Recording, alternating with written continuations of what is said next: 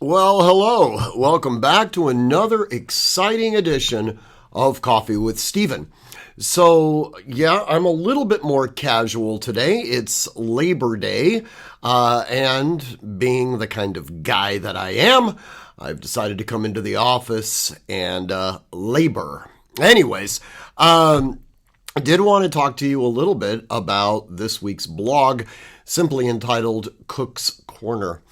And I'm sure you guys are all familiar with the events that took place about 2 weeks ago at Cook's Corner, where we had a retired Ventura police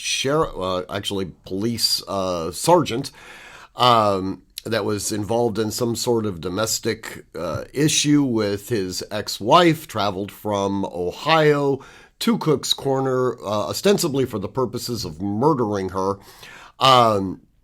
He actually didn't succeed in that, but did succeed in killing 3 additional people before ultimately being terminated himself by OCSD.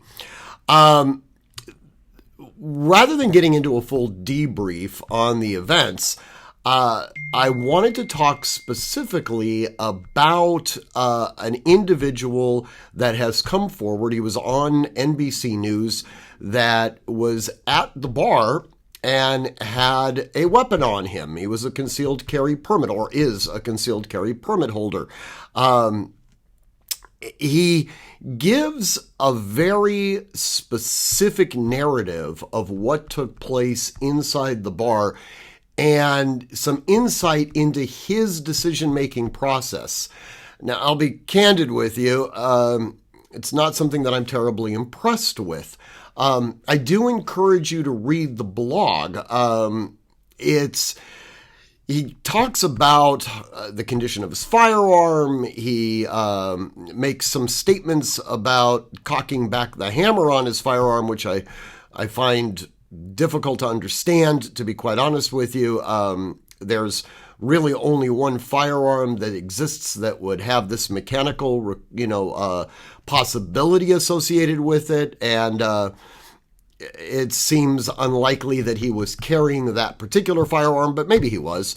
But in any event, the tactics that he employs are, we'll say, dubious at best. In any event, I do encourage you to read the blog. I know that there's a lot of hurting that's going on with not just the patrons that visited Cook's Corner or that visit Cook's Corner, but also the employees at Cook's Corner. I know one was grievously injured as a result of this shooting, and we pray for their speedy recovery.